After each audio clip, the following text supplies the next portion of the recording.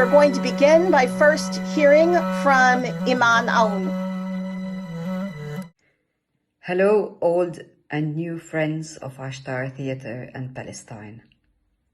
I would like to thank you all for being with us on this call. I am Emryn, co-founder of Ashtar Theater, creator of the Gaza Monologues. When we did the Gaza Monologues back in 2010, we thought that that would be the first and last war on our people in Gaza. But alas, it did not work out. Therefore, there was another war, and another, and another, and it continued on and on and on for the last 17 years. At the moment, with all that you have seen in the media and all that you have done in your countries, in your cities, still nothing on the ground is being changed. We, as a small company in Palestine, we're trying to keep the voice of the people of Palestine and of the people of Gaza heard.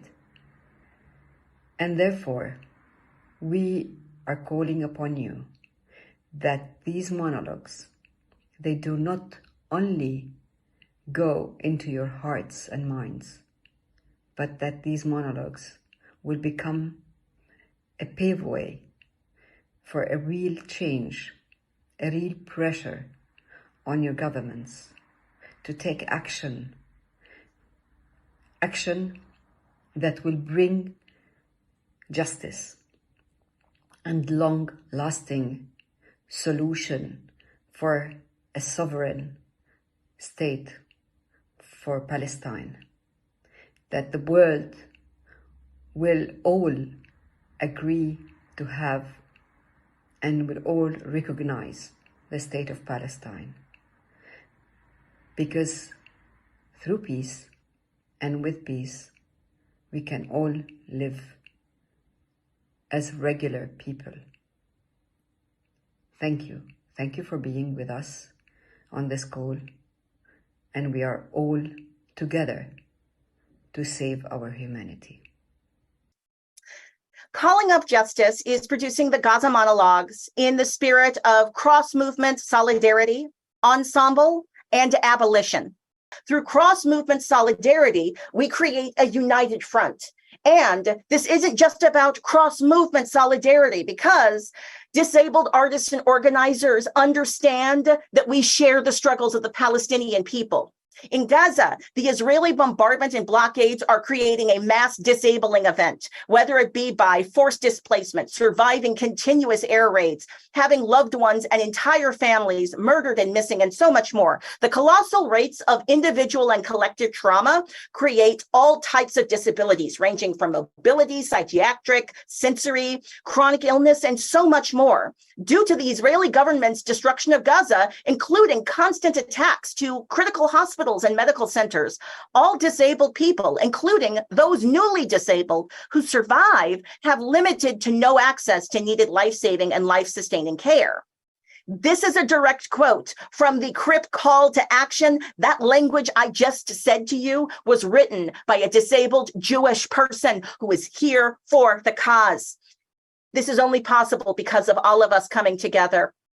Emryn collaborated with Calling Up Justice. Emryn is the executive director of Ashtar Theater in Palestine, Ramallah, Palestine. And they collaborated with us in 2021 for our Black Lives Matter Every 28 Hours Plays project, where we were reflecting on a play that was about Palestinian activists coming to Ferguson to help us fight racial injustice where we are. The Gaza Monologues, they were written by Ashtar youth in 2010. After the first war in the Gaza Strip. Since October 2010, more than 2,000 youth from around the globe in more than 80 cities in 40 countries have presented the monologues that are translated and presented into 18 languages. And we are among many different productions producing this reading on the International Day of Solidarity with the Palestinian people.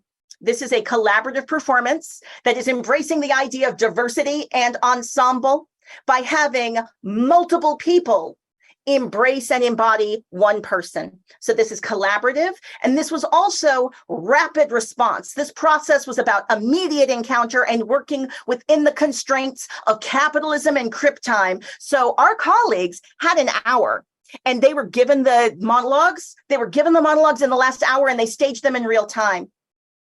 We do this in the spirit of abolition. And I'm quoting from Cripping Abolition right now, the Cripping Abolition website. Abolition is not limited to ending spaces and practices of incarceration and policing. Fundamentally, abolition is about reimagining new ways of life, such that a world in which prisons, policing, and other carceral systems as solutions to social problems become unthinkable. Abolition is not just about creating new responses to crises, but creating a new world in which we thrive, such that less crises happen in the first place. What we are doing right now is an exercise in radical empathy, and is an exercise in abolition. Fatima Atala, born 1996, as Sheikh Radwan.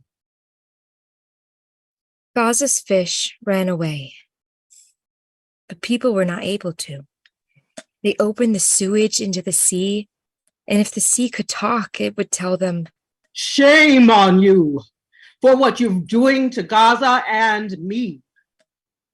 Instead of music and acting schools, Gaza became a school for shooting and murder. I'm very scared by nature. I'm scared of cockroaches and birds, and I worry day and night. The first day of the war, all the girls went home except for me. I was the last one to leave the school.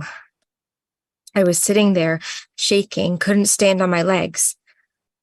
Finally, I felt that if I don't help myself, no one would. I gathered my courage and stood up, shaking, and walked like a tree in the wind, all of me trembling. People were walking near me, but no one felt me. The sounds of rockets got louder, and the horror of my heart grew deeper. Usually the distance from my school to my house is half an hour, but that day I got home in 15 minutes because of my fear. It was the time I was most scared of in my life. Every second I thought I would die. It was the first time I feel this terrible loneliness, even though the streets were full of people. I got home and I stood at the window. A rocket fell near my house, and I flew off the ground and landed on my back. For the whole war, I couldn't stand at the windows. I started sleeping in an inner room that doesn't have a single window. I think I'm still scared today, but I pretend not to be. Mohammed Al-Amrani, born 1995, Al-Shujaye, Al-Mantar. Gaza, the warm arms and the fire of hell, horror, fear, death, and destruction. But this time, our area was safe. Every time the occupation attacks, they hit us first, but it looks like this time they got bored of our area and wanted to make some change, so we got lucky. I used to spend the whole day sitting on a chair, watching people running away from their houses toward the borders, carrying their belongings, sons, daughters, and going west. Some of them were carrying their kids on their shoulders, their mothers on their backs. When they were going, where they were going, you don't know, till all of Gaza got squeezed into one area. Then the distance became tighter, and they started running away from the mosque, and it got tighter and tighter till they got to our house. And I said to my father, "What? Is it our turn now? But where are we going to go?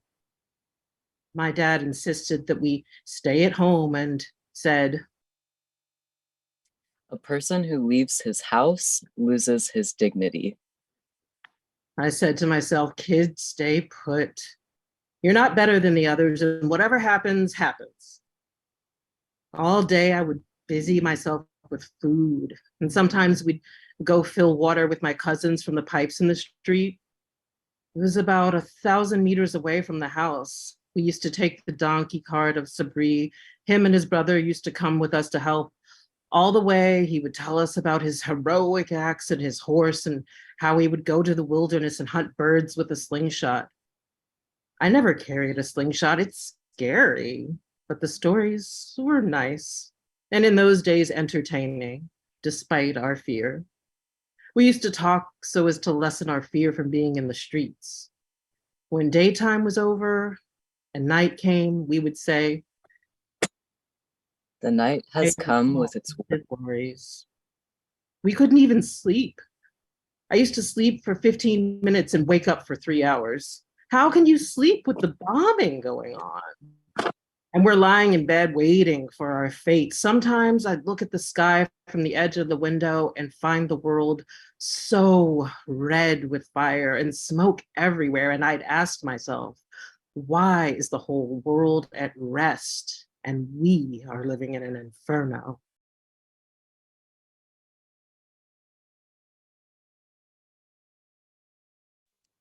Mohammed Qassem, born 1995, Al-Saftawi Street. My grandmother and I were home alone. She was telling me stories about the days of our country, funny stories and sad ones. But she never told me a complete story because she always had to go to the bathroom halfway through. My grandma spends half her time in the room and the other half in the bathroom. My parents came back at 10:30 at night and went to sleep straight away. I couldn't sleep. I was lying on my bed awake, writing my homework. Suddenly, I heard the noise of a distant explosion. I went to my parents' room and took the radio to hear the news. I woke my father up and told him, "I heard the sound of a strong explosion." He said, "Be quiet and go to bed. It's just aimless shooting." Anyway, I went back to bed and the electricity was out. Suddenly, there was a huge explosion that shook my world. I pulled my blanket and covered my face and something fell on me.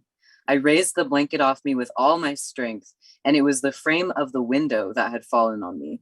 The blanket was full of glass, and our entire house was full of black smoke. It was the day they hit the workers' union right next to our house. But that's not the point. The point is the stupid things that happened and which I can't find an explanation for. First, the world was on fire and we all felt we would die. But my grandmother was looking for her false teeth. She was afraid that when she died, people would find out she had no teeth, like they didn't know already. Second, the house was full of smoke, but my father lit a cigarette and smoked, as if we needed more smoke.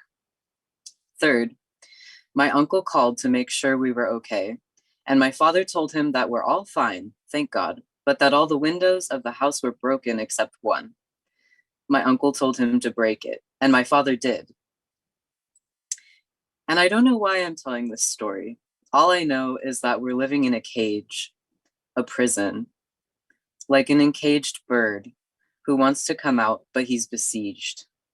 Kids are dying in front of their mother's eyes.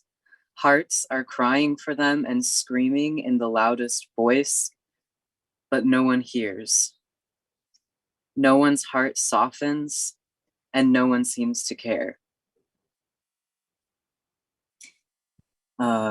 Mahmoud Abu Shaban, born 1996, Al Ramal. You're going to call me crazy, nuts, cuckoo. Go ahead. I don't care. It doesn't matter to me anymore. In truth, what's happening with me is not normal. I mean, losing trust in my friends is normal. Lots of people have lost trust in others. But what's driving me crazy is that I've lost my trust in shop windows and cars, in police stations and suspicious areas. In my personal philosophy, all of Gaza is a suspicious area. To make a long story short, everything that was hit in the war, I'm scared of going near today.